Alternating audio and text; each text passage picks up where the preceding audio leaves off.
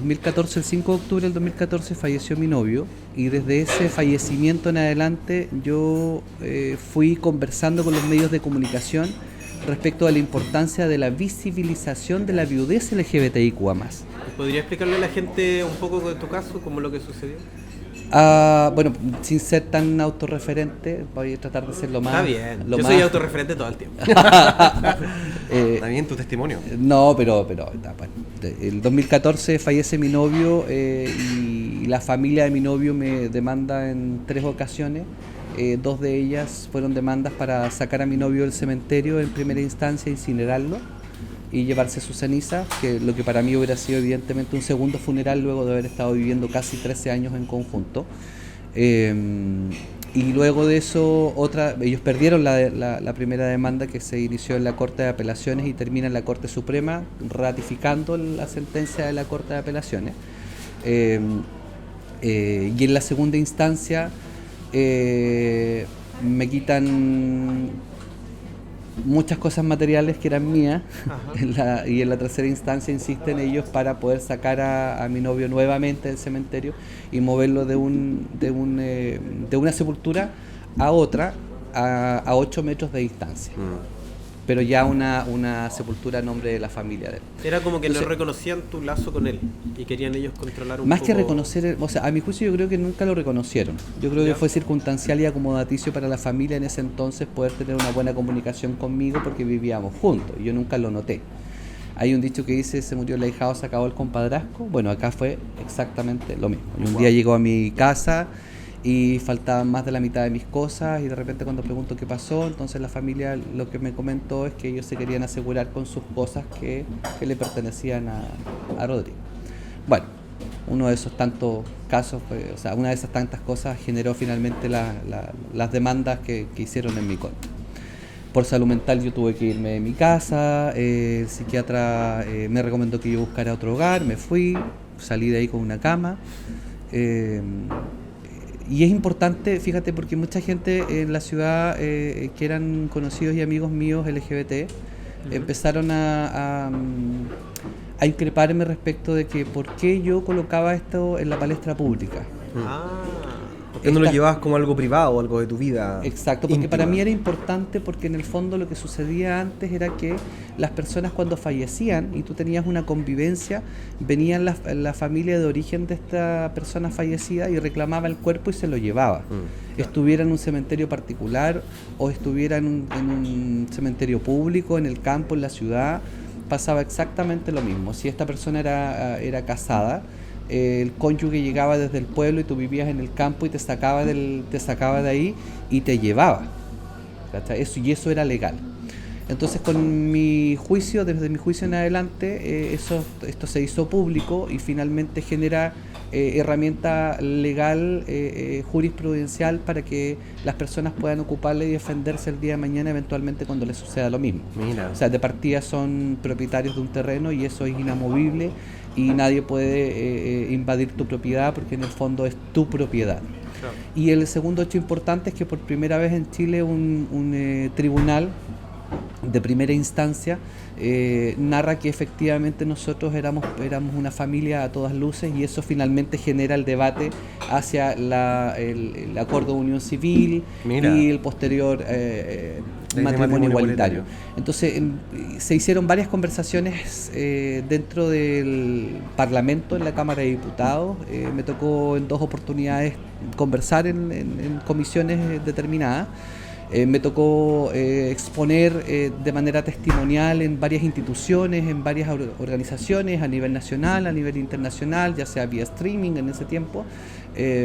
Y fue bastante complejo para mí, porque a pesar de llevar a cuestas una depresión con intentos de suicidio, que fue bastante compleja, y el rechazo de la misma comunidad en la ciudad de Los Ángeles, entendiendo de que nadie quería verse involucrado conmigo porque yo decidí la visibilidad. Claro. Perdí más del 50% de mis clientes en mi negocio, quedé en abandono, pero en el fondo yo digo, lo que también conversábamos con el psiquiatra en algún momento era que alguien tenía que hacerlo visible. Claro. Y ya esto no era para mí, sino que en el fondo era para la comunidad. Y en algún momento yo me siento a pensar y digo, bueno, tengo todo este capital social y aprendizaje y el camino que ya he recorrido con las instituciones y las redes que he formado, ¿qué haces con eso? ¿Qué haces con este capital social importante? Y empiezas a pensar con la posibilidad de poder entregar tus conocimientos, lo que tú vas adquiriendo hacia otras personas que ya te están llamando y te están preguntando cómo hacer en caso de discriminación o en caso de que eventualmente tu pareja falleció. Porque la gente acá no tenía quien recurrir para hacer esas preguntas. Y fíjate que a raíz del caso a nivel nacional, muchas personas de la comunidad LGBTIQ además me contactaban por redes sociales, por Facebook, por Twitter, y me contactaban contándome sus testimonios, y yo, dentro de mis escasos conocimientos que tenía, podía eventualmente conectarlos con algún abogado que pudiera trabajar conmigo en ese momento, conectarlos con organizaciones o con fundaciones, porque eran también personas que habían quedado viudas. Recuerdo el caso de un chico que quedó viudo en Santiago y que estuvo 3 meses encerrado en su departamento sin poder salir porque la familia lo amenazó que lo iba a echar a la calle luego de haber él cuidado a su novio, que falleció con un tumor cerebral en la clínica Las Condes en Santiago. Y encima de él entregó los cheques como garantía, que te pedían los cheques en las clínicas para poder entrar, y le cobraron cheques por como 400 millones de pesos, y él, o sea, convengamos que fue una debacle bien complicada. Y la familia lo echaba del departamento, lo demandó también por estafa, porque él ocupó platas de la cuenta corriente de su pareja para poder pagar insumos médicos, y lo demandan por estafa por 300 millones de pesos en total. Entonces, ¿qué hace frente a la lo que me necesidad? decía antes, que la homofobia no se acaba en la muerte. Fíjate que es bien interesante porque, como te comentaba, un periódico electrónico español que se llama Stonewall, algo así, no me acuerdo, lanza en español, de hecho, o sea, y yo de Los Ángeles, o sea, la distancia era abismal, claro, era grande, lanza un artículo en algún momento que dice homofobia después de la muerte. ¿Dónde está la homofobia después de la muerte? Entonces ellos se hacen el cuestionamiento a nivel internacional de que efectivamente ellos dicen que sí existe la homofobia después de la muerte. Y uno de los casos emblemáticos que ellos mencionan dentro de su reportaje fue la situación que yo viví con Rodrigo cuando Rodrigo fallece, y que finalmente yo empiezo todo este periplo y este vía crucis para poder buscar la justicia y que a él no lo saquen del cementerio. Entonces, en el fondo igual tú quedas pensando y decir, chuta, tengo todo este capital social, todo esto es lo que apareció, porque apareció la noticia en alemán, en inglés, en francés, en español, no sé, en arameo, no tengo idea, yo en algún momento dejé de googlearme, porque es inevitable que tú te busques en las redes sociales para ver dónde más apareciste. Entrevistas con Carmen Gloria Arroyo en algún momento, entrevistas en los matinales del 13, entrevistas en Chilevisión, que me fueron exponiendo a una visibilización. Y una vez que hiciste todo esto, construiste todo esto, se acabaron los juicios, yo quedé sentado y dije, bueno, la gente seguía llamando y preguntando qué hacer en caso de algunos hechos puntuales de discriminación. Y ahí nace la fundación y finalmente decidió ser visible a la comunidad y enfrentando también la soledad, porque en el fondo cuando eres activista en ciudades como Los Ángeles, te vas quedando solo, pero también vas generando nuevos entornos y nuevas personas se van aliando a ti para mantener la misma conversación. Se genera como esa dicotomía en definitiva en que algunas personas optan por alejarse de ti porque estás tan expuesto que pueden suponer cosas de ellas por el hecho de juntarse contigo, pero también se generan lazos con gente que te ve como un referente y como en definitiva una ayuda para algo que ellos pueden estar viviendo igual. Sí, mira, me pasó un hecho puntual con un amigo, digámoslo así. Tuve un amigo en la ciudad de Los Ángeles que me dice, mira, la verdad es que somos amigos de Facebook, por favor no me etiquetes en tu Facebook con tus cosas porque mi familia puede pensar que yo soy homosexual y nadie sabe. Y yo quedé así como... Es como, ¿te has dado cuenta que de repente... Ay, oye, o sea, notifícate tú primero, porque el resto ya todo el mundo, Cambia la cara todos sabemos qué es lo que pasa. Pero él me dice, y por favor evitémonos en la calle, no nos saludemos mucho porque mi gente, si estoy en un restaurante con mi familia, con mis amigos, pueden pensar que yo soy homosexual. Hoy día vamos a conocer un poco los casos de discriminación, de homofobia, transfobia que se han vivido acá en Los Ángeles. Vladimir, ¿cuáles son como los casos más emblemáticos que tú has conocido? A ver, a mi juicio creo que hay el caso más emblemático de la zona, de la ciudad de Los Ángeles, de la provincia del Biobío, con una connotación nacional importante, fue el descuartizamiento de un chico trans en el año 2023.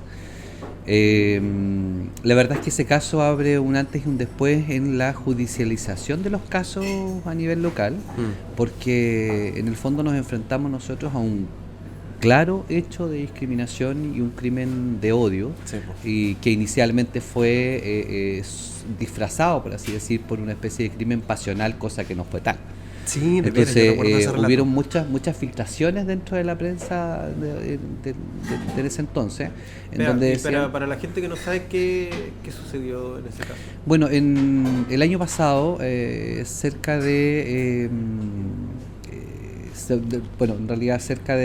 medio año, hubo un chico trans que desaparece y luego aparece descuartizado al par de días después de haber desaparecido. Inmediatamente él es encontrado, las partes del cuerpo fueron encontradas, la prensa inmediatamente dice que fueron partes de una mujer que fueron encontradas y que se trataba de un crimen pasional y que tenía que ver mucho con violencia intrafamiliar. Más allá de lo que decía la prensa, que hay un hecho bien puntual, porque nosotros, cuando tú encuentras el cuerpo de una mujer, inmediatamente vamos a pensar que hay un tema pasional y un crimen de violencia intrafamiliar. Entonces, ya inmediatamente tenemos una chapa puesta, inmediatamente.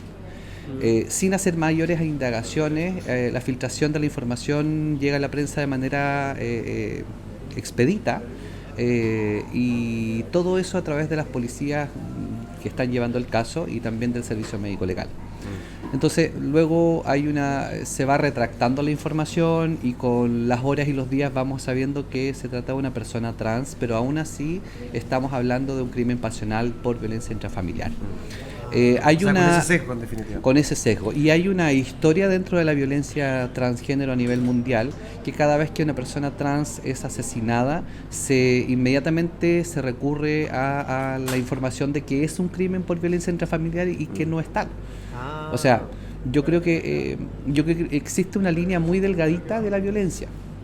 La violencia verbal, cuando se ejerce hacia la comunidad trans, específicamente trans, porque son mucho más violentos hacia la comunidad trans que hacia el resto de la comunidad LGBT, cuando se ejerce la violencia, la línea es muy delgada de lo verbal a lo físico, y cuando llega a lo físico, en la mayoría de los casos tiene resultados de muerte.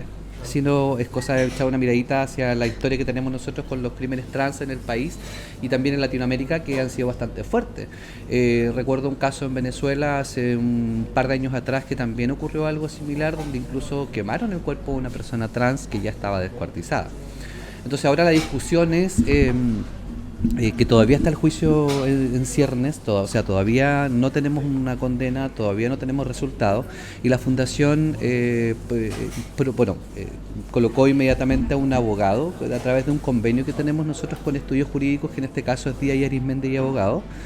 Ellos, de manera totalmente gratuita, están aportando hacia la comunidad LGBT en términos de poder defender a la familia y defender la causa que nosotros creemos que efectivamente se trata de un crimen por su orientación sexual y en este caso por su identidad de género.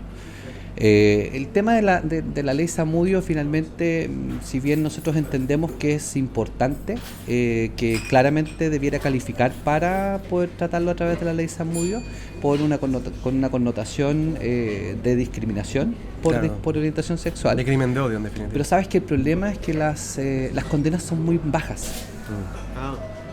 y poder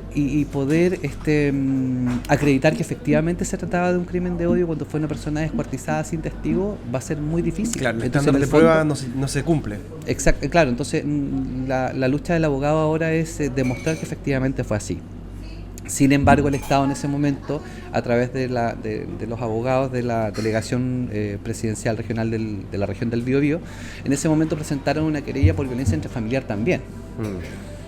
Y no fue una violencia intrafamiliar, ellos no eran pareja, ellos eran medianamente amigos, conocidos, trabajaban esporádicamente. Entonces, en el fondo, igual todo esto fue complicando, porque no hubo una conexión de parte del Estado versus los afectados, la familia directamente, y no hubo una conexión tampoco con el abogado de la familia para poder presentar una querella en conjunto o tratar una tesis de manera conjunta. El fiscal finalmente se va hacia el lado del abogado de la familia, diciendo que efectivamente se trata de un crimen de odio. También está la ley Nivaldo ahí. ¿Recuerdan ustedes el caso de la persona que fue asesinada en la quinta región, el profesor de educación física? Sí. Ya, bueno. A raíz de ese caso sale la ley que también tiene penalidades mucho más grandes que la ley Zamudio. Entonces, claramente se va a ocupar la ley Nivaldo para poder aumentar la condena, pero la ley Zamudio es muy baja. Por eso es que lamentamos nosotros como fundación y como comunidad que la ley Zamudio no tenga una reestructuración, porque nosotros necesitamos... Hace poco. Sí.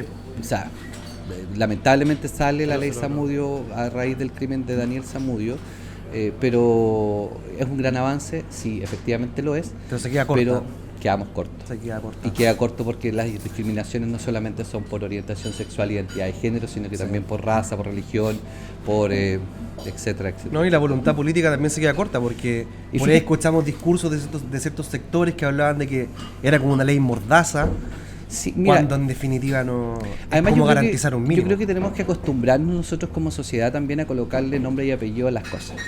Y aquí hay uno de los grandes culpables en el distrito número 21, que es el diputado Urruti Coechea, que nos trató a nosotros de tener una desviación. Sí, po, Y eso fue hace no poco. tenemos que tener vergüenza al decirlo y mencionarlo, que este diputado finalmente representa un gran sentir de la población de la ciudad de Los Ángeles, porque la ciudad de Los Ángeles es parte del distrito 21. Claro.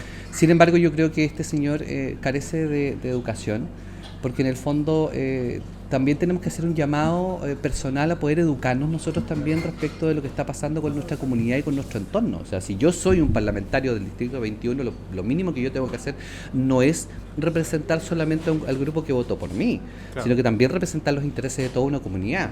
Recientemente hicimos una marcha el día 29 de julio, que tuvimos la bandera más larga del sur de Chile, se que supe. 70 metros de bandera de largo por 3 metros de ancho, que nosotros mismos quedamos sorprendidos por el tamaño de la bandera, porque no pensábamos que era tan grande. Y yo dije, bueno, 70 metros no es tanto, bueno, está bien. Pero cuando salía bandera de donde la teníamos guardada, que dije, esto no acaba nunca, y llegaba más gente a tomar la bandera, y bueno, en realidad fue una sorpresa muy bonita para todo el mundo. Entonces, ¿a qué voy yo con esto? Voy a que si tenemos una comunidad LGBTIQ+ que marchó alrededor de 340, 350 personas contadas al voleo, pudiendo ser más, quiere decir que evidentemente tenemos una comunidad activa dentro de la ciudad, a pesar de las circunstancias conservadoras que tenemos en el entorno. Claro. Como tú bien decías delante, que tú provienes de una ciudad que es conservadora. Los Ángeles es una ciudad conservadora. Pero al mirar la población que fue a la marcha, tú te das cuenta que hay papás, mamás, tutores legales, niños, niñas, adolescentes preocupados por generar una empatía, generar un espacio más amable y más ameno con la comunidad, y están todos en la misma sintonía, menos el diputado que está hablando de desviaciones. Entonces yo creo que aquí nosotros tenemos que colocarle un nombre y un apellido a las personas y a las situaciones.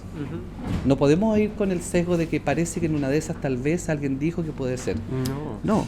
Frenar Y es discursos de lamentable. odio, Y derechamente. que genera un discurso de odio.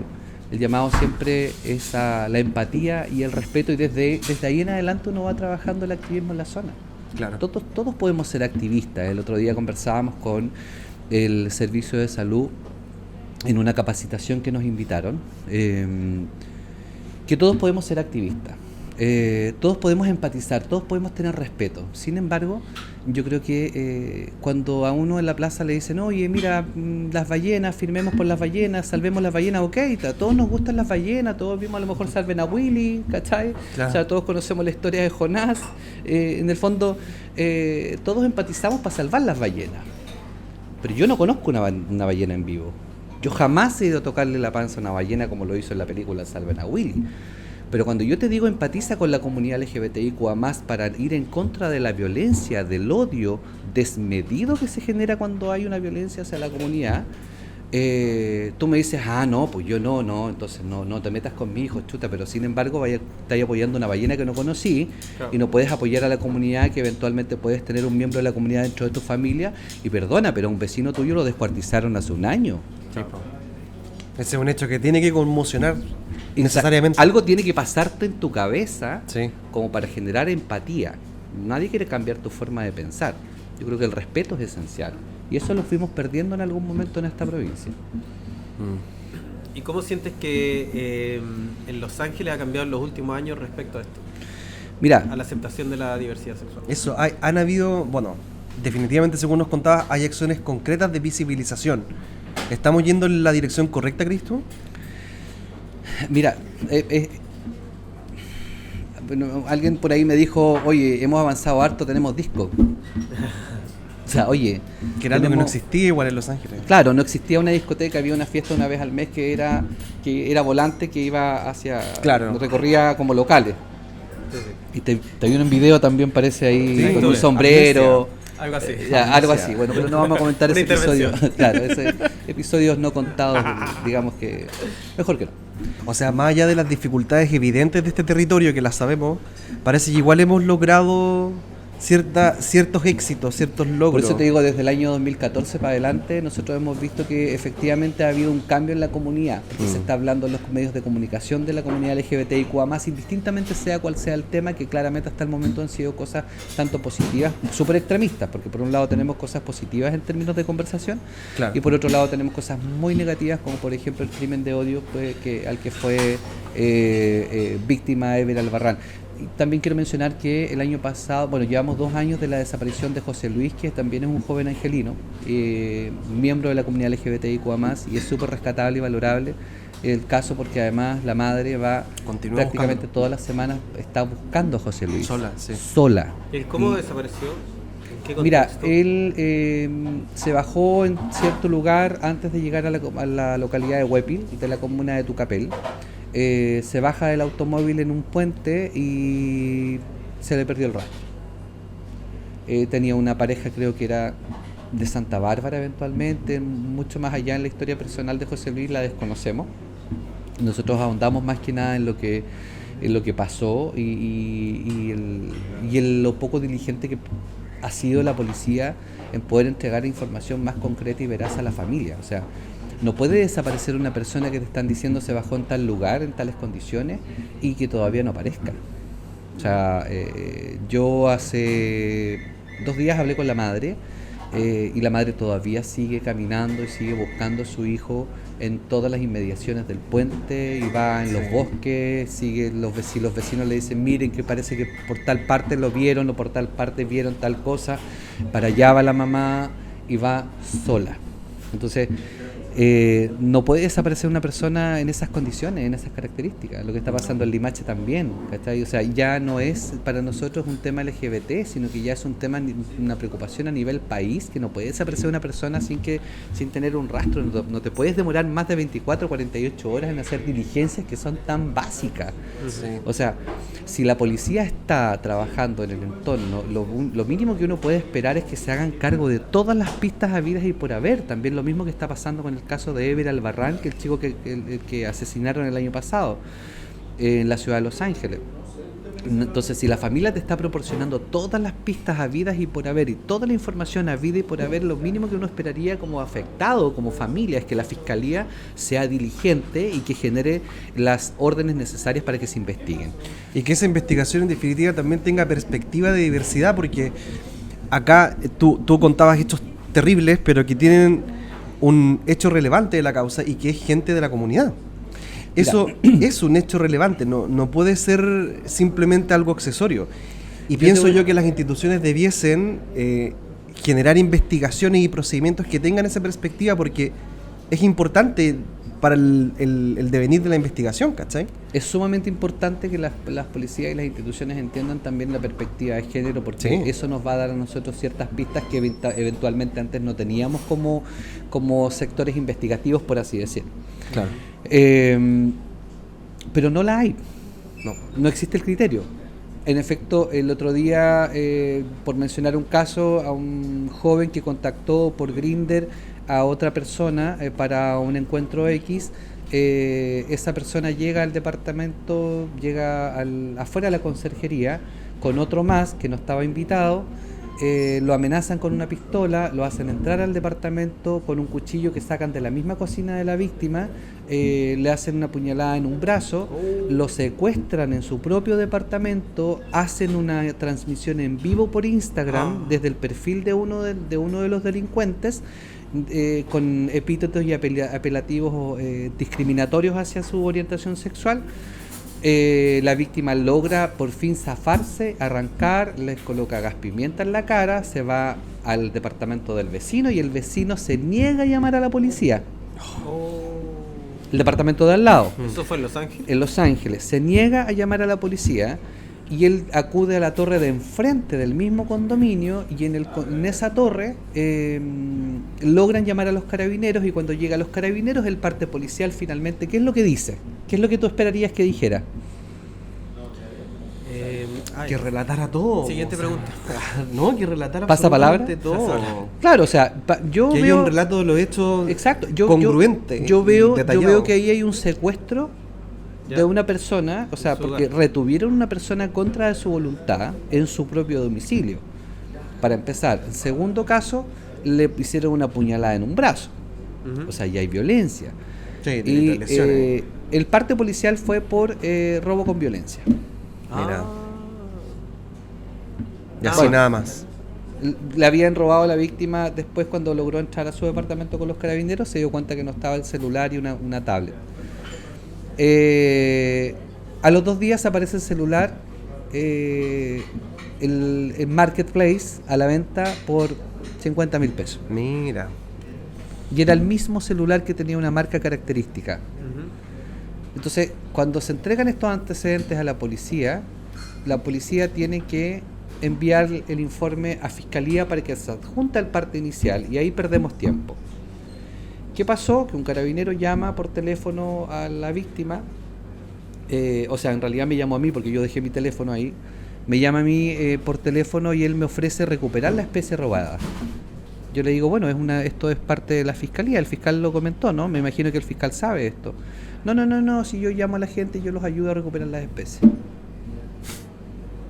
O sea, es más Sí, importante, ¿verdad? es más para la policía, es más importante un teléfono, ¿cachai? Que un cuasi secuestro, un secuestro de una persona, retener a una persona, Y que súper una bueno, delito. puñalada. Obvio, eso puede ser hasta un cuasi delito ¿Cachai? de homicidio. Exacto, entonces, o sea, bajarle el perfil al máximo, porque para ellos es más importante recuperar el teléfono. Ah, mira, me ayudaron a recuperar mi teléfono, por fin. A mí el teléfono me importa un rábano. Que claro, porque como el parte hablaba de un robo con violencia y estaba la especie robada, bueno. Exacto. Ahí está, Entonces, si bien yo creo que yo creo que falta avanzar en aspectos técnicos para que tanto la policía como la fiscalía hagan su pega como nosotros lo esperamos Las que sea, porque instituciones yo en no voy a general. decir que hacen la pega mal, porque en realidad yo no soy abogado, no soy fiscal, no trabajo en el Poder Judicial y no sé más allá de lo que está pasando. Pero sí sé que según la misma encuestas de satisfacción del propio Poder Judicial, dice que hay un alto porcentaje, más del 60% de personas que dicen que el Poder Judicial es un tanto agresivo con la comunidad LGBTIQ+, desde su misma clientela, por así decir, con los mismos usuarios. Oye, muchas gracias por todo, Gracias a ustedes por la invitación. por compartir tus historias Sí, de Los Vladimir. Ángeles. Súper ¿Algunas relevante. palabras Es que yo considero muy relevante el rol que está cumpliendo la fundación. Yo me alegro que exista, que bueno, imagínate, yo me fui de acá el año 2009 y creo que estoy hablando de otra ciudad. Y otra ciudad que va en la dirección correcta, hay espacios seguro, se está hablando, estamos generando temas y eso es muy relevante para la construcción de una sociedad más justa y más igualitaria. Así que qué bueno que esté encabezando eso. Sí, yo Estoy creo muy que, contento yo creo por que eso. vamos para mejorar de manera sustancial el día de mañana esta ciudad. Sí. Vamos por continuar con esta bandera de colores para que niños, niñas y adolescentes puedan crecer en un entorno tranquilo y libre de discriminación, libre de prejuicios, donde nadie pueda ser víctima de violencia de ningún tipo. En Santa Bárbara se suicidó una chica trans de 16, 17 años, si no me equivoco, se llamaba, no sé, María, ese era su nombre social, y fue sepultada como Juan Carlos. Oh. O sea, y el entorno ¿Qué año la fue trató eso? de Juan Carlos en el año 2021. Sí, fue como el 21, yo me acuerdo de esa noticia. 2021. Sí. Entonces, hasta que nosotros no entendamos que nosotros somos seres independientes, que podemos pensar y que tenemos sentimientos y emociones, y yo, tanto como yo respeto las tuyas, también respeto las mías. La libertad, todo es libertad de expresión hoy día. Y hoy día, si tú miras las redes sociales, la libertad de expresión, el odio está disfrazado de libertad de expresión. Sí. Y hay una discriminación solapada. Alguien dijo, no necesitan nuevas leyes, y para qué si así estamos bien. Oye, lo que pasó en 73, en abril de 73, con la primera marcha que se hizo, cuando fueron los titulares de los raros que eran chichichán, las y tal y locas. tal, las locas y ta. Entonces, para nosotros eso hoy día es violento, a lo mejor para la época era normal. Entonces alguien dice ahora, oye, pero ya no están haciendo eso, ya es distinto, ya es diferente. Sí, ok, perfecto, pero entonces miremos los comentarios y veamos qué es lo que está pasando. O sea, lo que antes se hacía de manera pública, hoy día se hace de manera anónima, en comentarios como, por ejemplo, no sé, por la marcha de los huecos, las marchas de esto, Sí, de esto, claro. otro. Entonces, en el fondo, lo único que hicimos fue cambiar el odio y la discriminación de un lado para el otro. Y listo. La consagración de la cultura del bullying. Lamentablemente. Gracias por la invitación. No, gracias a ti. Gracias.